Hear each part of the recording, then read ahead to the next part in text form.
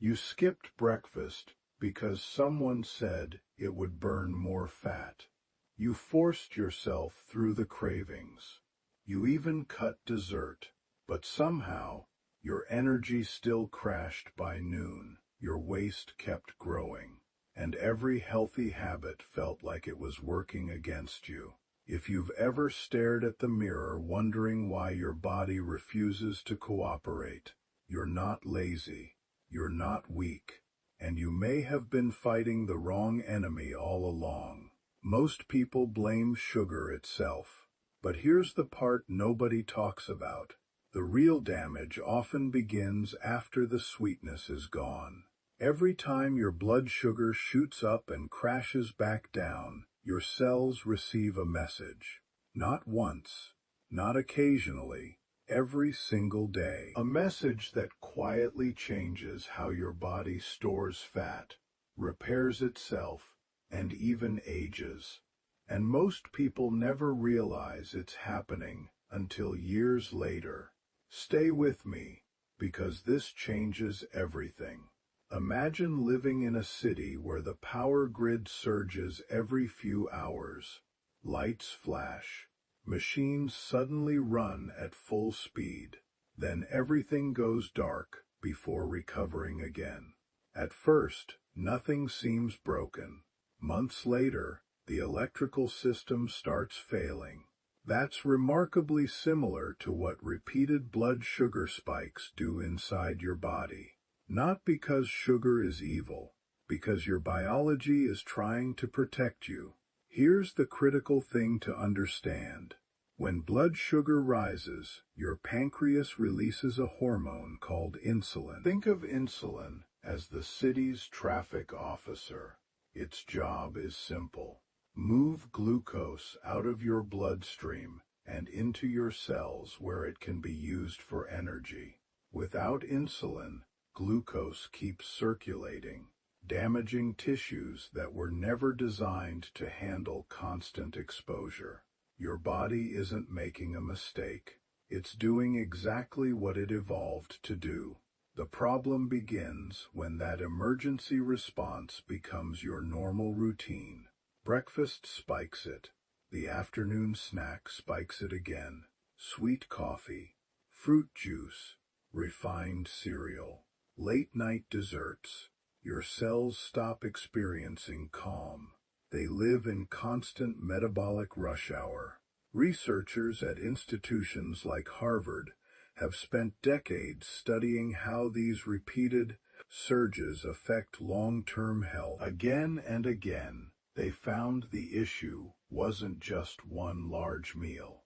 It was the endless repetition. Your body keeps hearing the same message. Store, store, store. And eventually it starts ignoring insulin's signal altogether. I know, that sounds strange. Why would cells ignore a hormone designed to help them? Because they're overwhelmed. Imagine someone knocking on your front door once. You answer. Now imagine someone knocking every 3 minutes. Soon you stop responding. Cells behave in surprisingly similar ways. Scientists call this insulin resistance. Most people think insulin resistance suddenly appears in middle age. It doesn't. It develops quietly, one repeated blood sugar spike at a time. Here's where it gets counterintuitive. Your pancreas doesn't give up. It works harder. It releases even more insulin to force glucose into reluctant cells. For a while that works. Your blood sugar looks normal. Your annual checkup may even look reassuring. Meanwhile, beneath the surface, another biological pathway is beginning to change. And that's where everything changes. A nutrient-sensing pathway called mTOR starts receiving a signal far more often than nature intended. The pathway itself isn't bad. It's essential.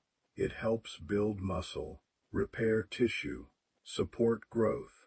But constant activation tells your cells something dangerous. It tells them food is always abundant. Growth never stops.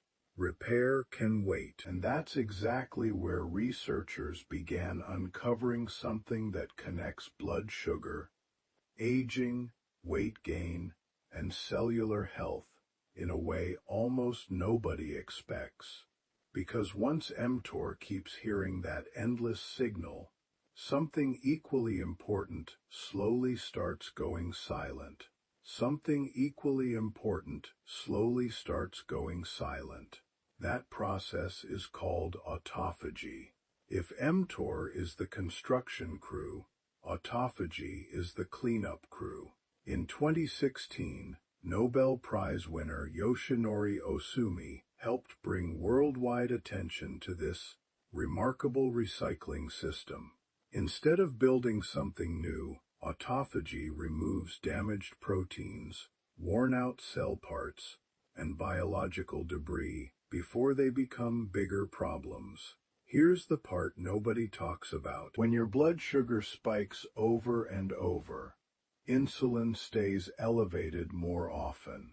High insulin keeps mTOR active, and active mTOR tells your cells, keep growing, not start cleaning. That's the hidden villain. Not one cookie, not one slice of cake.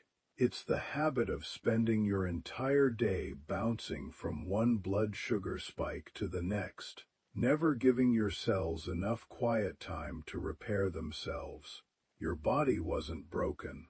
It was responding exactly as it was designed to.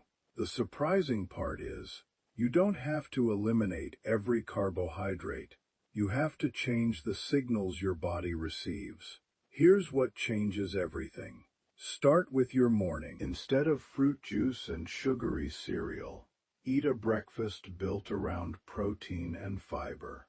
Eggs with spinach, plain Greek yogurt with nuts, or tofu with vegetables, all slow glucose absorption. Protein and fiber reduce the speed of digestion, so insulin rises more gently instead of surging. By midday, take a brisk 20 to 30-minute walk after lunch.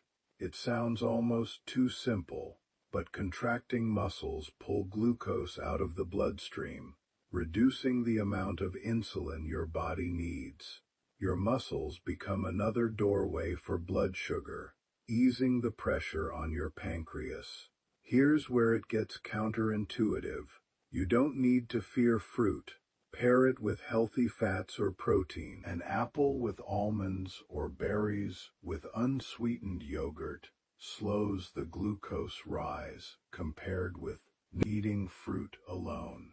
The goal isn't restriction, it's stability.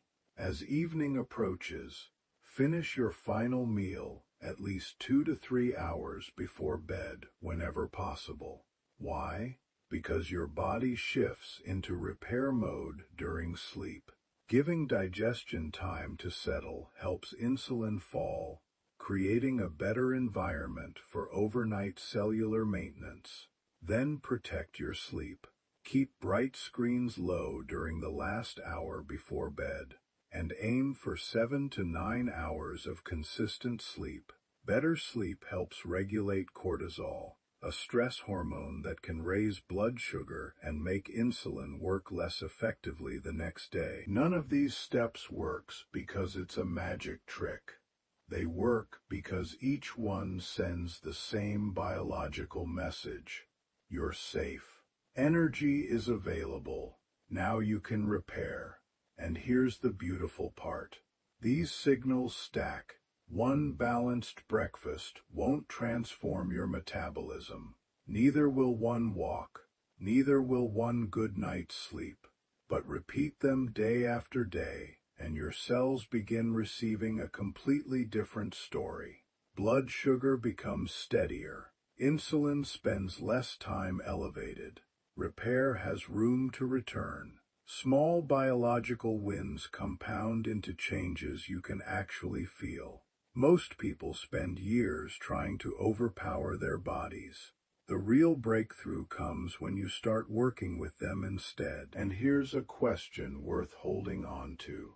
If everyday blood sugar spikes can quietly change how your cells age, what happens when another, invisible signal keeps your body trapped in constant stress, even when your diet is perfect? That's exactly what we'll uncover in the next episode, and it may explain why healthy habits still fail for millions of people.